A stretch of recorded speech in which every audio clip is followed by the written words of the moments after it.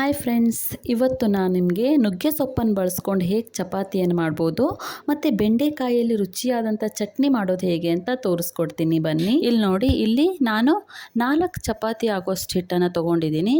ಇದಕ್ಕೆ ಸ್ವಲ್ಪ ಜೀರಿಗೆ, ಸ್ವಲ್ಪ ಕಾಳು ಮೆಣಸಿನ ಪುಡಿ, ಒಂದು ಅರ್ಧ ಸ್ಪೂನ್ ಎಳ್ಳು, ನೆಕ್ಸ್ಟು ಚೆನ್ನಾಗಿ ಬಿಡಿಸ್ಕೊಂಡು ವಾಶ್ ಮಾಡ್ಕೊಂಡಿರುವಂತಹ ನುಗ್ಗೆ ಸೊಪ್ಪು. ನಿಮ್ಗೆ ಎಷ್ಟು ನುಗ್ಗೆ ಸೊಪ್ಪನ್ನು ಬೇಕೋ ಅಷ್ಟು ತೊಗೋಬೋದು.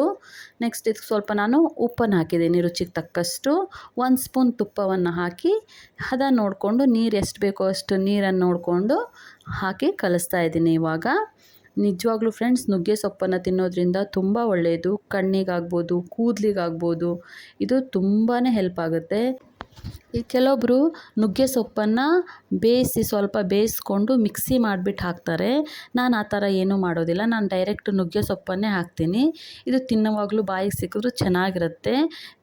ಚಪಾತಿ ಬೇಯುವಾಗ ಚೆನ್ನಾಗಿ ಬೇಯುತ್ತಲ್ವ, ಇದು ಚೆನ್ನಾಗಾಗುತ್ತೆ ತಿನ್ನೋದಕ್ಕೆ. ಸೊ ಈ ಥರ ಒಂದು ಸಲ ಟ್ರೈ ಮಾಡಿ ನೋಡಿ, ನಿಮಗೆ ತುಂಬ ಇಷ್ಟ ಆಗುತ್ತೆ.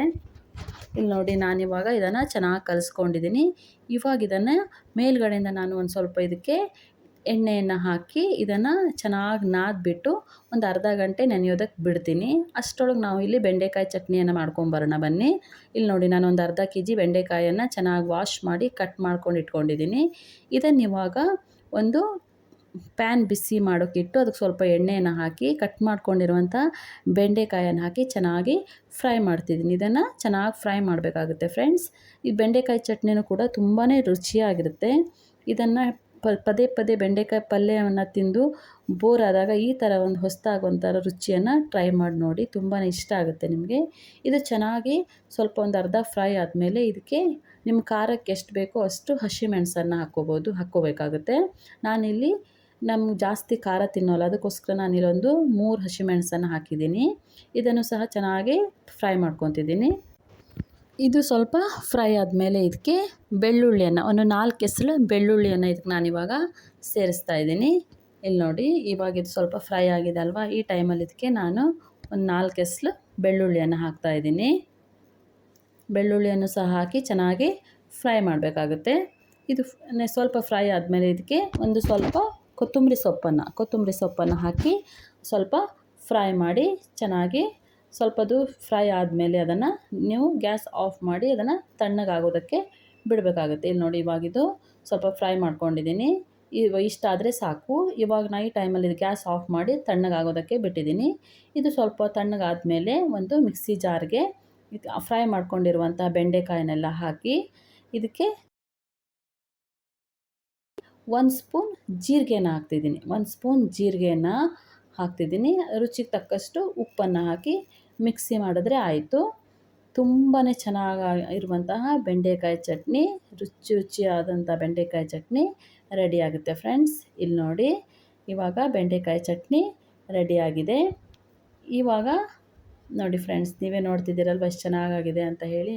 ನಿಜವಾಗ್ಲೂ ಟೇಸ್ಟ್ ತುಂಬಾ ಚೆನ್ನಾಗಿರುತ್ತೆ. ನೀವು ಒಂದು ಸಲ ಟ್ರೈ ಮಾಡಿ ನೋಡಿ. ಇವಾಗ ಬನ್ನಿ ಫ್ರೆಂಡ್ಸ್, ಚಪಾತಿ ಹಿಟ್ಟನ್ನು ನಾವು ನೆನೆಯೋದಕ್ಕೆ ಬಿಟ್ಟಿದ್ದಲ್ವಾ, ಇವಾಗ ಅದನ್ನು ಚಪಾತಿ ಮಾಡ್ಕೊಳ್ಳೋಣ. ಇಲ್ಲಿ ನೋಡಿ, ನಾನಿವಾಗ ಚಪಾತಿಗೆ ಉಂಡೆನ ಕಟ್ಕೋತಾ ಇದ್ದೀನಿ.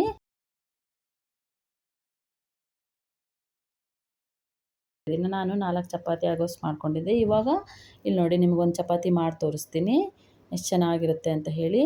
ಇವಾಗ ಚಪಾತಿಯನ್ನು ಲಟ್ಸಿದ್ರೆ ಆಯಿತು, ನೀಟಾಗಿ ಚೆನ್ನಾಗಿ ಬರುತ್ತೆ.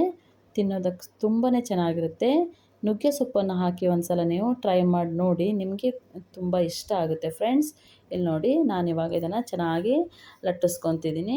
ನಿಮ್ಗೆ ಎಷ್ಟು ತೆಳು ಬೇಕೋ ಅಷ್ಟು ತೆಳುವಾಗಿ ನೀವು ಲಟ್ಟಿಸ್ಕೋಬೋದು. ನಾನು ಮಾಡುವಂಥ ಅಡುಗೆ ನಿಮಗೆ ಇಷ್ಟ ಆಗಿದರೆ ಪ್ಲೀಸ್ ಒಂದು ಲೈಕ್ ಮಾಡಿ, ಸಬ್ಸ್ಕ್ರೈಬ್ ಮಾಡ್ಕೊಳ್ಳಿ ಫ್ರೆಂಡ್ಸ್. ಇದೇ ಥರ ನೀವು ನನಗೆ ಸಪೋರ್ಟ್ ಮಾಡಿ. ಇಲ್ಲಿ ನೋಡಿ, ಇವಾಗ ನಂದು ಚಪಾತಿ ಲಟ್ಸ್ಕೊಂಡಾಗಿದೆ, ಎಷ್ಟು ಚೆನ್ನಾಗಿ ಬಂದಿದೆ ಅಂತ ಹೇಳಿ. ಇವಾಗ ನಾನು ಹಂಚನ್ನು ಕಾಯೋದಕ್ಕೆ ಇಟ್ಟಿದ್ದೀನಿ. ಇವಾಗ ಹಂಚಿಗೆ ಹಾಕ್ತಿದ್ದೀನಿ. ಇದ್ರ ಮೇಲ್ಗಡೆ ಸ್ವಲ್ಪ ತುಪ್ಪವನ್ನು ಹಾಕಿ ಚೆನ್ನಾಗಿ 2 ಸೈಡ್ ಬೇಯಿಸ್ತಿದ್ದೀನಿ. ಇಲ್ಲಿ ನೋಡಿ ಫ್ರೆಂಡ್ಸ್, ನಿಮ್ಮ ಮಧ್ಯೆ ನುಗ್ಗೆ ಸೊಪ್ಪು ಕಾಣಿಸ್ತಿದೆ. ಅದು ತಿನ್ನೋವಾಗ ಬಾಯಿಗೆ ಸಿಕ್ಕಿದಾಗ ತುಂಬಾ ಚೆನ್ನಾಗಿರುತ್ತೆ. ಇವಾಗ ನುಗ್ಗೆ ಸೊಪ್ಪಿನ ಚಪಾತಿ ಮತ್ತು ಬೆಂಡೆಕಾಯಿ ಚಟ್ನಿ ತಿನ್ನೋದಕ್ಕೆ ರೆಡಿಯಾಗಿದೆ ಫ್ರೆಂಡ್ಸ್.